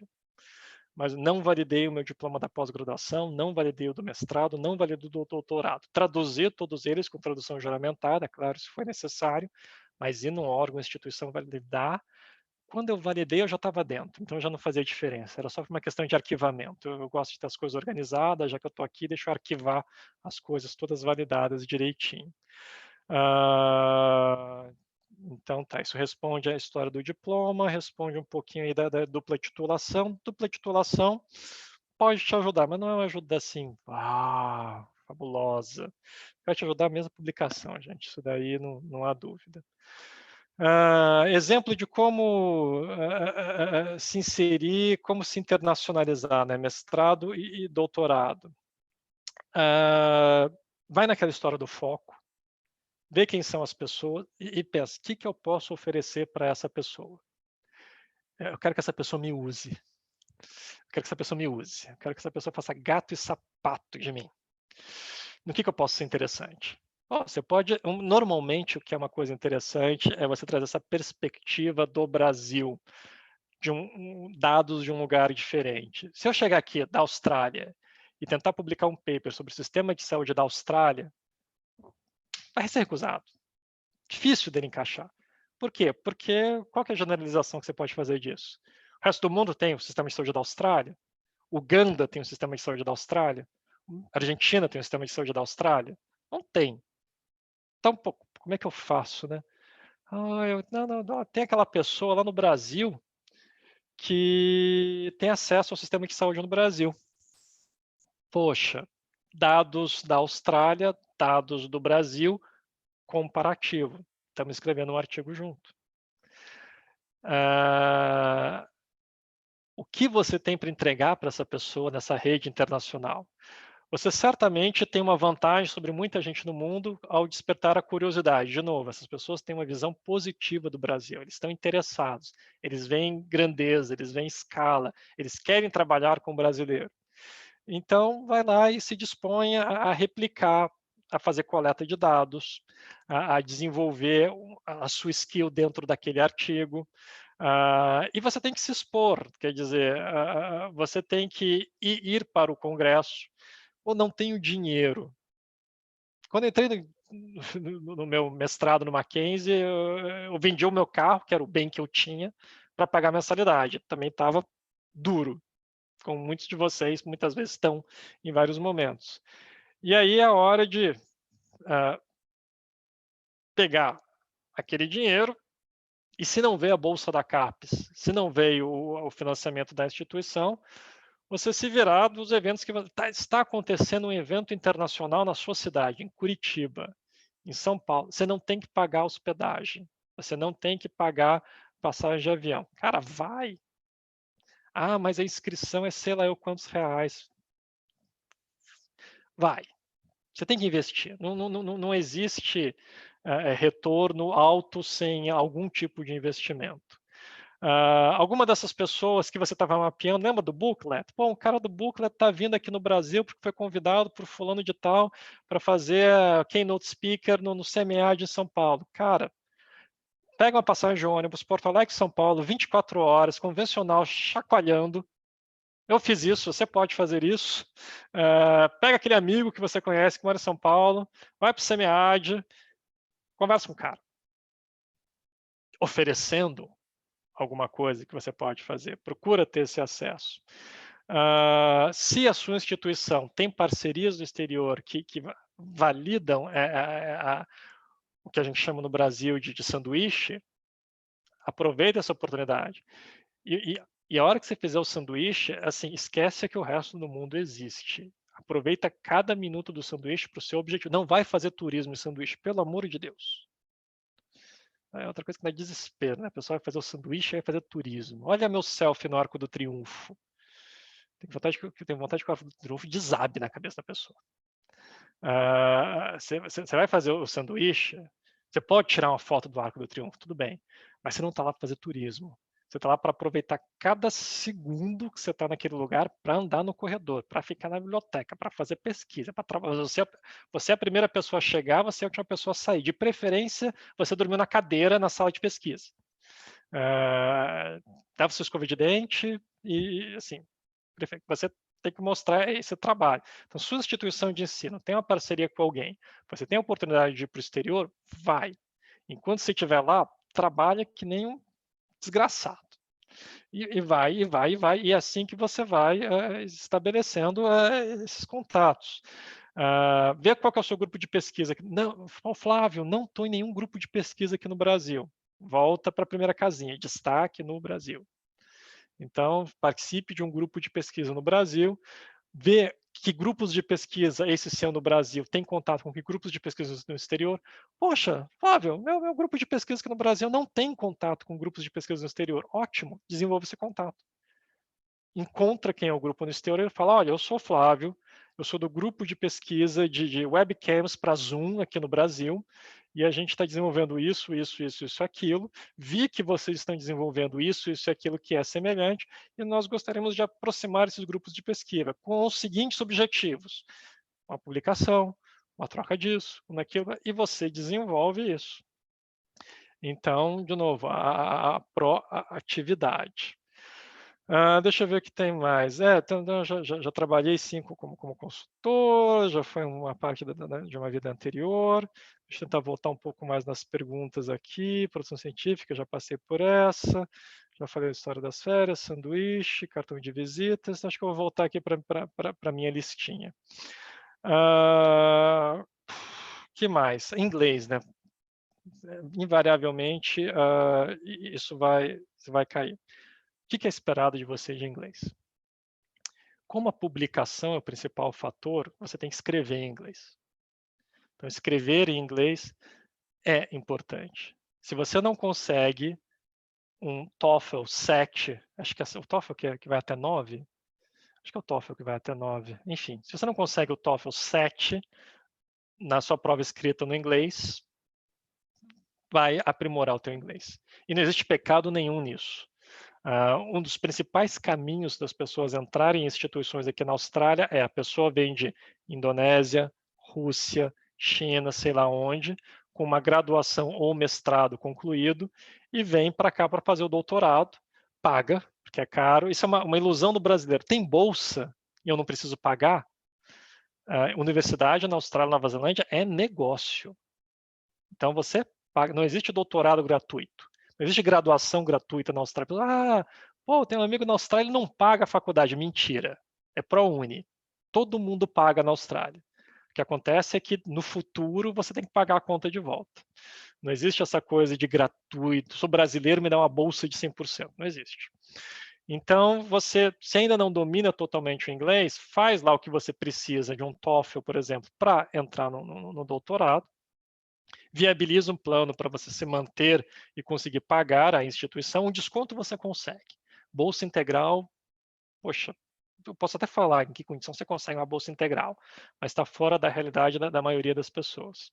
E aí, enquanto você está fazendo seu doutorado, você está aprimorando seu inglês, de novo, você está vivendo, seu doutorado aqui é mais curto, duas coisas positivas. Mestrado aqui é um playground perto do mestrado no Brasil. Mestrado no Brasil é outra jabuticaba. Mestrado aqui é o que a gente chama de pós-graduação no Brasil. O mestrado brasileiro já é como se fosse o primeiro ano de doutorado aqui. E o doutorado aqui, se você vem com um mestrado bem feito brasileiro, você consegue terminar ele em 3 anos, sem crise. Não são 4, 5, sei lá eu quantos anos. E a pessoa vem para cá, faz esse doutorado, 3 anos, aprimora o inglês, vive o corredor. Poxa, essa é uma coisa que funciona. Se você quer queimar essas etapas, principalmente quem já tem o doutorado, já tem uma carreira, o seu inglês, o seu TOEFL, você tem que ter um escrito de pelo menos 7. E só que entre nós, tá? Na verdade é 8. Porque senão fica complicado. O falado, de novo, não é tão importante. Eu vejo pessoas falando aqui com inglês macarrônico, e uma das grandes desafios que você tem, isso é uma coisa engraçada. Vou para a Austrália, né? Pô, tem que me acostumar com o sotaque australiano, que é pesado, né? Sotaque australiano é barra pesada. Rapaz, se eu tivesse que me acostumar só com um sotaque, eu estava feliz. Tem que me acostumar com o sotaque, com o inglês de sotaque australiano, com o inglês do sotaque do Oriente Médio, que é outra coisa, com o inglês com sotaque do Paquistão e Índia, que é outra coisa, inglês com sotaque do Sudeste Asiático, Tailândia, Indonésia, Vietnã, que é outra coisa, inglês com sotaque japonês e coreano, que é outra coisa, inglês com sotaque chinês, que é outra coisa, inglês com sotaque britânico, sueco não conta, tá? Porque sueco não tem sotaque, irrita. Você conversa com os suecos, com o pessoal lá nórdico, irrita a perfeição com que eles falam inglês, então eles não contam. Inglês com sotaque neozelandês, inglês com sotaque de tudo. Então você tem que ouvir bem, adequadamente, falar pode ser meio macarrônico, interpretar tem que ser perfeito e o seu inglês escrito tem que ser muito bom. Senão o negócio fica complicado. IELTS, obrigado para quem me lembrou aí que é o IELTS, eu estava tentando lembrar da pontuação. E detalhe, para quem for entrar nessas veredas, tem os 3 principais, pelo menos para cá, a IELTS, o TOEFL e o PTE. Eu tirei a nota diferente nos 3. E aí, investi, fiz os 3 e peguei a nota maior. Então, às vezes vale a pena. Eu me adaptei melhor ao PTE. Tem gente que se adapta, porque o PTE é todo na máquina. Não existe interação com outro ser humano quando você faz o PTE. Eu adorei aquilo. Problema, você está conversando, fazendo ali a sua gravação de voz, e tem uma pessoa do seu lado conversando também ao mesmo tempo. Isso dá um curto-circuito em você, se afunda. Então, tem gente que prefere ir para o IELTS, que pelo menos até um tempo atrás era entrevista 1 a 1, sem ninguém interferir em volta. Então, varia, e se você tiver que prestar esses testes, veja qual que se encaixa melhor a quem você é. Fui consultor, sim. Consultor de empresa ajuda? Ajuda. Sua carreira profissional, tudo ajuda. Então, cada vez mais eles estão procurando uma proximidade com a indústria. Você ter tido uma carreira de sucesso no setor privado, sim, ajuda. Sabe uma coisa que quase me fez rodar? Que eu só tive, graças à minha esposa, voluntariado. Era uma das perguntas. O que você fez de voluntariado? Gelei. Gelei quando eu vi aquilo. Porque não era algo que eu dava muita importância. Não era algo que eu colocava muito tempo. E para minha imensa sorte, nos idos de 2010, 2008, alguma coisa assim, minha esposa, que trabalhava na Embraer, entrou num programa de voluntariado para alunos da escola modelo que a Embraer patrocinava, e eu fui junto com a minha esposa. Então, eu participei desse programa de desenvolvimento de empreendedores júnior, chamado Junior Achievement, junto com a empresa da minha esposa, em algum momento, por um ano, lá nos idos de 2008, provavelmente, não lembro direito agora. Foi sorte. Eu não estava preparado. Isso foi um blind spot do meu plano. Então, participação acadêmica, claro que importa. Participação em contato com a indústria, claro que importa. Voluntariado, cuidado para isso não ser um blind spot seu. Se o voluntariado pudesse ser na sua área de pesquisa, poxa, melhor ainda, as coisas se encaixam ainda mais. Meu voluntário, a minha reitora, ela é voluntária, ela participa do board de uma fundação de achar casa nova para gato perdido. Gatinhos, ela é toda kittens, gatinhos, gatinhos, gatinhos. Ela pode, ela é DIN, então ela pode fazer voluntariado porque ela quer dizer. Para quem está começando, melhor o voluntariado ser ligado, sim, a alguma coisa aí da sua carreira. Que mais? Então, essa é a parte do inglês. E se você perguntar para mim, Flávio, você fala um bom inglês? Falo, porque nós estamos acostumados no Brasil. Porque eu gostaria, para minha aspiração pessoal aqui, eu passo raiva comigo mesmo. As minhas filhas, elas ficam me corrigindo a cada 10 minutos. Elas falam, Dad, you're embarrassing me. Tu tá me deixando aqui passar vergonha, pai. Não fala assim, não. Fala assim, não. Pai, você falou outra coisa, você falou banheiro. Você não falou torneira. Você falou banheiro. Cuidado. Tá. Então, acontece para todo mundo. Não tem que ser uma coisa perfeita. Tem que ser uma coisa perfeita na hora de interpretar, tem que ser uma coisa muito boa na hora de escrever, o resto existe um certo macarrão. Quanto mais tempo você fica, melhor fica. Agora, depois de 3 anos aqui, eu começo a ouvir músicas que eu adorava na década de 90 e 80 e falo, então é isso que a música fala. Poxa, que legal. Nunca tinha entendido que a música era sobre isso. Poxa, mas que música ruim, hein? Eu adorava a música, achava que a música era incrível. Eu vou ouvir a letra, nossa senhora, Deus é mais. Enfim. Que mais? Conhecer a instituição, já falei, das oportunidades, já falei, das terminologias, eu já falei. Aluno é aluno em qualquer lugar do mundo, então os problemas que a gente tem aqui com os alunos, os desafios, são muito parecidos com os desafios com alunos no Brasil. O que vai ser a diferença é que é internacionalizado de uma maneira que só quem esteve num lugar desses vai entender. Eu cheguei numa sala de aula num dia, tinha 35 pessoas na sala de aula, e eu perguntei, porque era relevante para a aula, qual era a nacionalidade de cada um. Eu tive 25 nacionalidades, de 33, 34 pessoas presentes na sala de aula. Então, aqui na Austrália, você tem realmente uma indústria de ensino. O ensino é o terceiro principal produto de exportação da Austrália, é o terceiro maior gerador de divisa em dólares. Algumas dezenas de bilhões de dólares por ano. O primeiro vai ser minério, o segundo vai ser óleo e gás, o terceiro é educação. Então, você tem aí esses alunos com os mais diversos backgrounds que você possa imaginar, mas no mais continua sendo aluno, continua deixando as coisas para a última hora, continua chorando nota, continua fazendo aquela cola e você pega e torce o pescoço deles. Alguns vêm e dormem na sua sala, outros não aparecem, o outro assina a lista, o outro pede pelo amor de Deus para adiar o trabalho. Todo o contexto que vocês conhecem de aluno, aí é semelhante o daqui.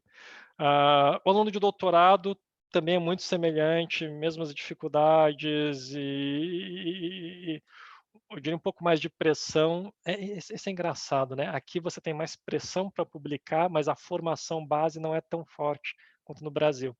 Eu genuinamente acredito que o doutorado no Brasil, nos lugares legais, são bem estruturados, padrão daqui, padrão mundial, até superando um pouco padrão daqui. Todas aquelas aulas de metodologia, todo aquele carinho e atenção que se dá para o aluno de mestrado e doutorado, aqui não tem muito, não. Aqui, muitas vezes, te jogam na fogueira e você tem que andar esse gap, o que pode ser aí um pouco complicado. Então, a pergunta, meu plano tendo começado em 2014, 2011, quais são as suas chances de entrar? Dificilmente recém-doutor entrar em alguma universidade lá fora? Mentira, desculpa. Um recém-doutor tem toda a chance de entrar na universidade fora e talvez até mais chance do que um doutor já plenamente formado. Por que isso? É a história do potencial. Se você é um recém-doutor que tem um potencial bom, a responsabilidade para um reitor contratar alguém em início de carreira é muito menor do que a responsabilidade para um reitor contratar alguém em meio de carreira, em carreira avançada. Quando a minha chefe me contrata, ela incorre num risco muito maior do que quando ela contrata alguém que é um pós-doutor e alguém que terminou o doutorado e está em início de carreira. Então, eu diria, quem tem mais chance é essa pessoa no início de carreira, que vai entrar numa vaga de início de carreira, que vai ganhar um salário de início de carreira, que vai ter que roer o osso de início de carreira, mas é onde você encontra, estando no corredor, mais oportunidades. Como é o potencial de publicação, de novo, é o potencial. E acredite, gente, tem muita gente que ainda não terminou o doutorado, que já tem redes de contato fantásticas. A pessoa... o nível de dedicação das pessoas aqui é extraordinário para o que eu me acostumava a ver no Brasil. Então, se no Brasil uma estrutura muitas vezes é até melhor, a dedicação no Brasil é intermediária.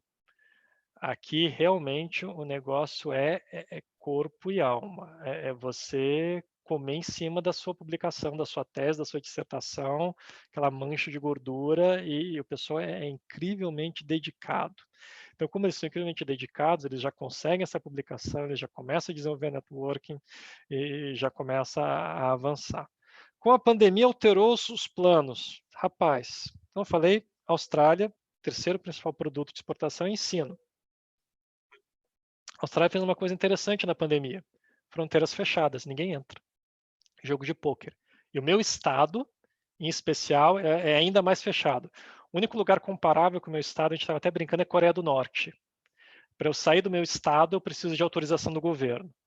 Para entrar de volta no estado, eu preciso de autorização do governo. Outras pessoas não têm autorização do governo, nem australiano está entrando de volta no meu estado. Não está conseguindo voltar. Tem uma série de fatores para trazer a pessoa de volta.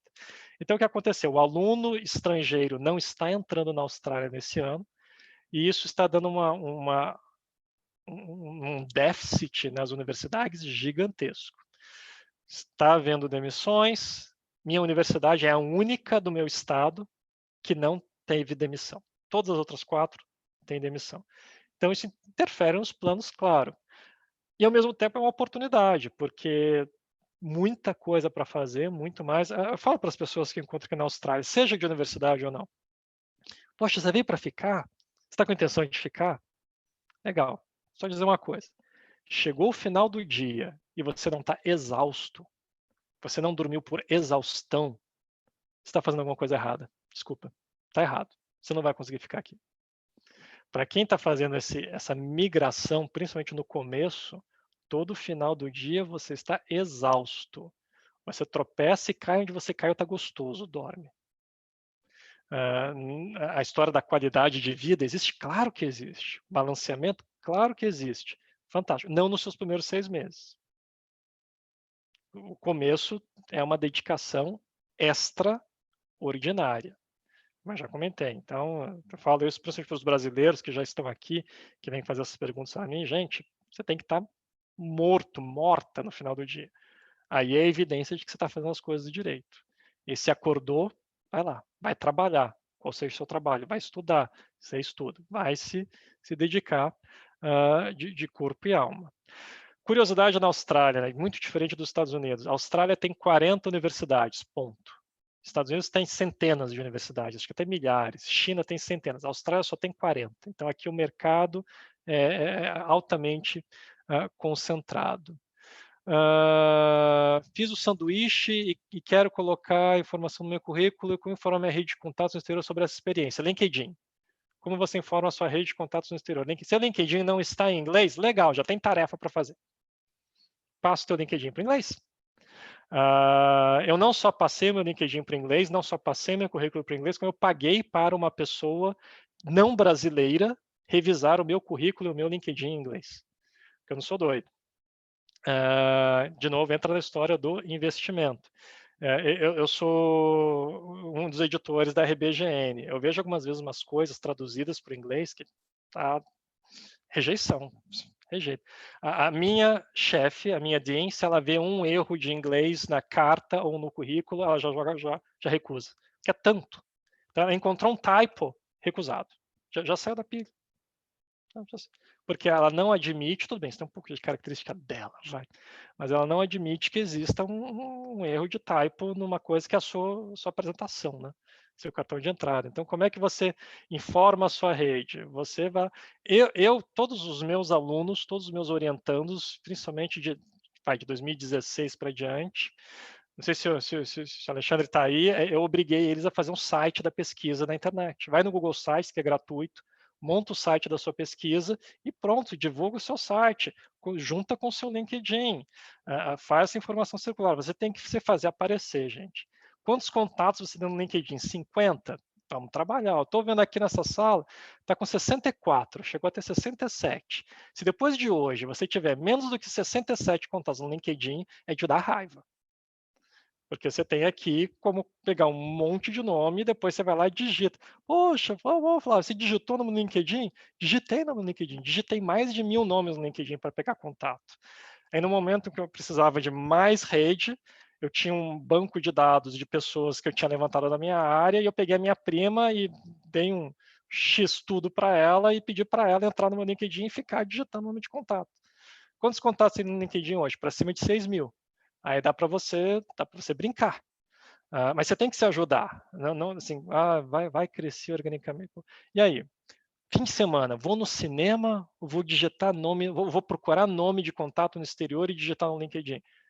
Não vai no cinema. Se esse é o seu plano, é o seu plano de verdade. Então você vai lá, vai entrar nos sites das universidades da sua região, vai pegar os nomes, vai entrar no LinkedIn, vai mandar, de cada 10 que você mandar, 2 vão te assinar no LinkedIn. Tudo bem, vai desenvolvendo, vai desenvolvendo. Você quer se publicar? Pega a sua pesquisa, pega um resultado parcial da sua pesquisa, dá uma mexidinha e joga lá como um post no LinkedIn. Essas são formas de você se comunicar com as pessoas, de você mostrar, de você aparecer, de você ter seu networking. Limite de idade, em relação a recém-doutor, o que pode comentar? Cara, se tiver 18 anos, se for John Nash, tiver 18, seu doutorado foi de 15 páginas, você é um gênio, não tem história de idade. A gente tem professores muito novinhos começando, abaixo dos 30, tem vários júniors, e tem professor acima dos 80, acima dos 70 eu tenho certeza. Acima dos 80 eu acho que não. Acima dos 70. E curiosidade, que na Austrália muita gente começa o doutorado com 40 anos, 50 anos. Então você tem início de carreira com 50 anos. Quando eu falo início de carreira, não é jovem, não confunda as coisas. Início de carreira é pouco tempo de formado. Qual o domínio do site que o professor sugeriu para divulgar? Como eu disse, eu fiz o meu site. Na época era o www.flaviomacau.com. Se você quer fazer a sua pesquisa, Google Sites, na época era gratuito, não sei como é que está hoje. GoDaddy, não sei se é gratuito ou se você paga um pouquinho para eles. Joga no Google e o domínio, normalmente o .com é mais barato do que o .com.br. Vai lá no registro.br, pega um nome, se você quiser fazer o seu, se você não quiser aquele string longo, www.googlesites, não sei o quê, e chega no nome, e quiser fazer uma coisa mais direta, faz uma coisa mais direta. Na época eu comprei o domínio administradores.adm.br, por exemplo. Estava lá, custava $30, por que não? Então são alternativas aí do site. Já tem gente aí se divertindo, trazendo LinkedIn, Google Sites. Obrigado por quem respondeu no chat. E, poxa, a gente tem 2 minutos. Deixa eu pegar aqui mais alguma coisa assim que valha muito a pena falar, que eu não falei ainda da minha lista nesses 2 minutos. Falei. Eu ia te avisar sobre isso, professor. Ainda bem que o professor já está olhando o tempo. Sou maníaco por horário. Posso fazer uma última brincadeira? Gente, por favor, tem uma foto decente, tá? Sua foto no seu LinkedIn, sua foto aqui, quando eu olho a foto de vocês no Zoom, não é só foto de pijama, tomando iogurte. Pega o seu primo, pega a sua prima, põe um look bacana, porque imagem não é tudo, mas porque ajuda, viu? Então, transpire o profissional que você aspira a ser. Nem só o profissional que você é. O profissional que você é não é suficiente. Então, transpire o profissional que você aspira a ser. E aí você consegue trabalhar melhor aí a sua imagem. De novo, imagem ajuda tudo. Ajuda muito. Último minuto. Gabriele, eu acho que eu vou devolver para você. Falei, procurei aqui responder as perguntas no site. Para quem eu não cumprimentei de volta, me mandou uma mensagem no pessoal, aquele abraço, muito bom ver vocês, de Mackenzie, de GV, de Insper, de Unip, de Votorantim, de Mercedes, de Fibria, e por aí afora, Itaú, Santander, e por aí vai, e pronto, usei meu último minuto. De volta para você, Gabriel. Professor Flávio, eu só tenho a te agradecer. Acredito que essa nossa conversa foi muito inspiradora e muito elucidadora para todo mundo, né? Todo mundo aproveitou esse período que a gente teve. Claro que sempre quando a gente fala de oportunidade no exterior, a gente sempre quer saber um pouquinho mais e saber como a gente pode fazer a diferença, né? Se a gente tem essa aspiração, então, e essa entrega total, né? O all-in lá para ir para esse rumo da vida, para seguir nessa carreira acadêmica internacional. Mas eu tenho muito a te agradecer em nome de todo mundo que está assistindo o SEMEAD, que está participando do SEMEAD e que está também ali por trás, né, dos bastidores, porque a gente sabe que o professor tem agenda corrida, a gente sabe que isso é uma entrega voluntária, né? Então você pode colocar mais como um trabalho voluntário ali, essa palestra no SEMEAD. E eu só tenho a te agradecer mesmo. Para mim foi ótima a palestra e acredito que para os meus colegas também. Tirando a simpatia, né, do professor, que olha, é fenomenal. Bem, pessoal, então desejo para todos vocês um excelente evento, continuem conectados, juntem-se na próxima sessão, dá um print screen do nome de todo mundo, se conectem no LinkedIn, clique nos links do chat e vamos desenvolvendo aí que dá. Vai que dá. Já pode olhar o LinkedIn que já tem uma solicitação minha lá. Show. Obrigado, pessoal. Valeu, pessoal. Até logo. Bom congresso. E até mais.